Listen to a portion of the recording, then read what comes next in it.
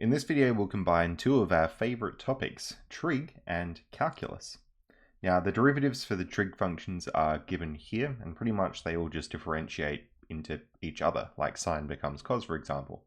We've also got the chain rule versions of that, and that again is just timesing by the baby. So we'll have a look at some trig derivatives. First one we've got, differentiate sine of x. The derivative of that, according to our rule, is cos of x.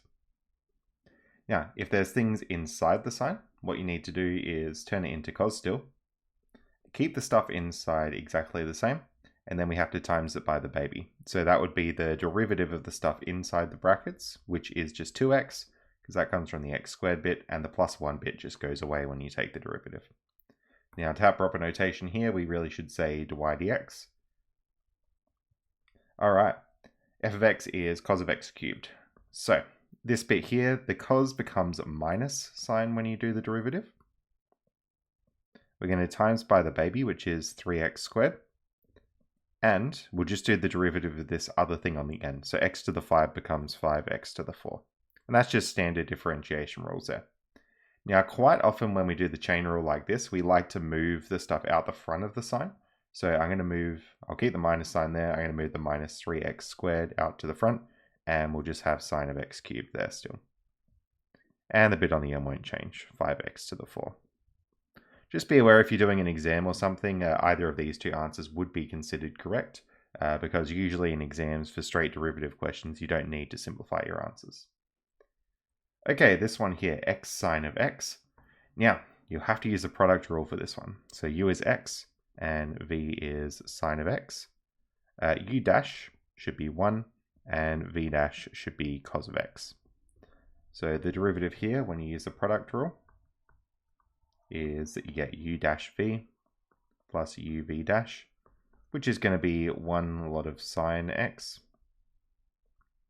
plus x cos x. And then, well, that really doesn't simplify down much more. You can avoid writing the 1 if you'd like to, but then apart from that, everything else should stay the same. Alright, next up we've got sine of cos of x, which is a bit of a nasty one. But if we use our standard rules, it should be okay.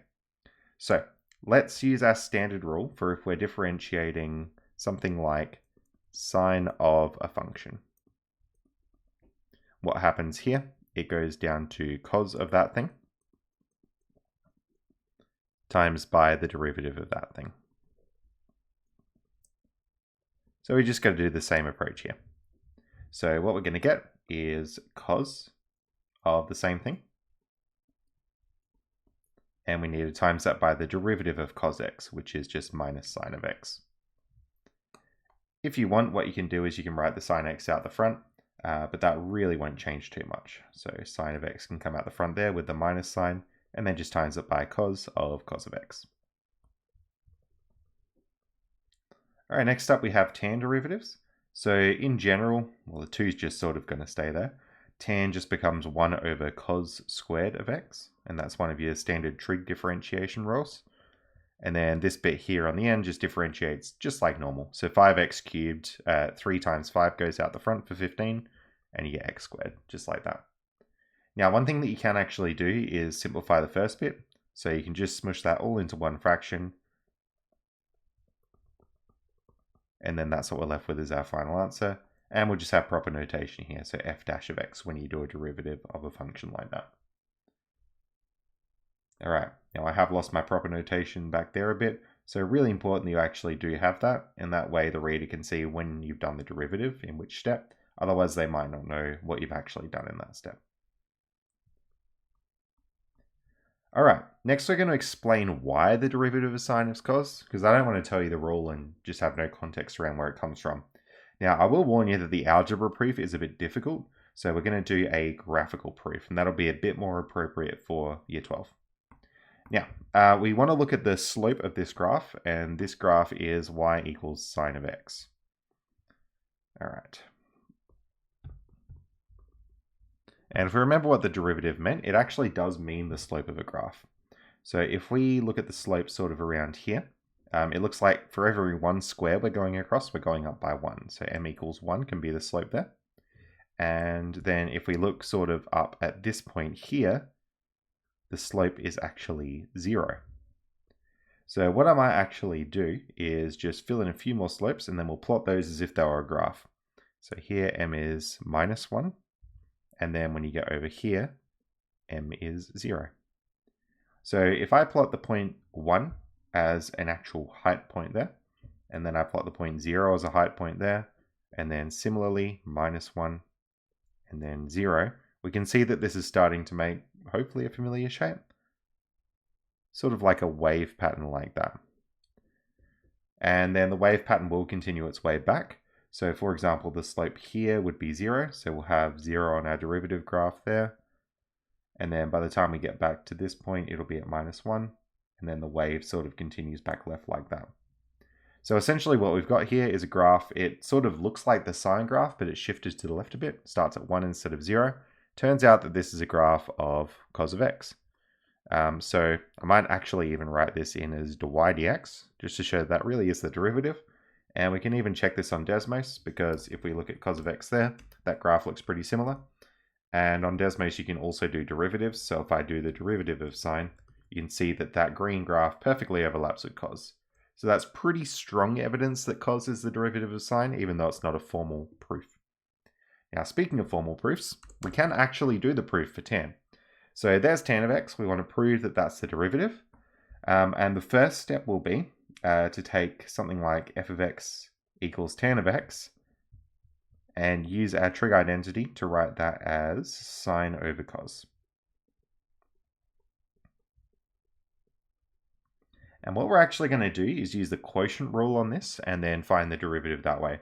I'd really encourage you to pause the video here and try that proof yourself, because it's not too bad to work through, and it'll give you good practice at proofs for later on in the year. All right, hopefully you've had a go at that. U is sine of x, v is cos of x, according to the quotient rule. U dash is cos of x, and v dash is minus sine of x. When you do the quotient rule, you're going to get u dash v take uv dash over v squared. And then we'll just put in those bits. So I'm going to get cos of x times cos of x for that first bit, and then I'm going to get sine of x times minus sine of x for that second bit. Note that I'm bracketing the minus sign, and that's just so it doesn't look like I'm taking away another sign. You're going to get cos of x on the bottom, and that's just going to be squared. So you can see in our proof, we've almost got what we need. This thing here, which says cos squared of x there, what that actually means is cos of x all squared like that. The reason we don't write the squared over the x like this is writing something like that may look like you're squaring the angle. We want to really show that we're squaring the whole cos, so that's why we put the 2 just after the cos. But that is what it means. All right, so the bottom of our fraction is matching what we want to show. Now we just need to work on the top of our fraction. So I can rewrite this first bit as cos squared of x, and I can change that second bit to a plus because there's 2 minuses, and we got sine squared of x. And then on the bottom of this fraction is just, well, cos squared of x.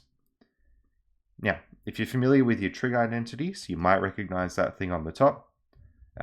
If not, that thing here just equals 1. So that's a trig identity that we have. So you get 1 on the top, and we get cos squared of x on the bottom.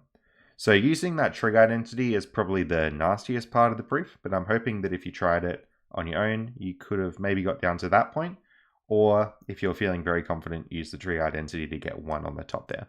But that there would be a formal proof about what the derivative of tan is.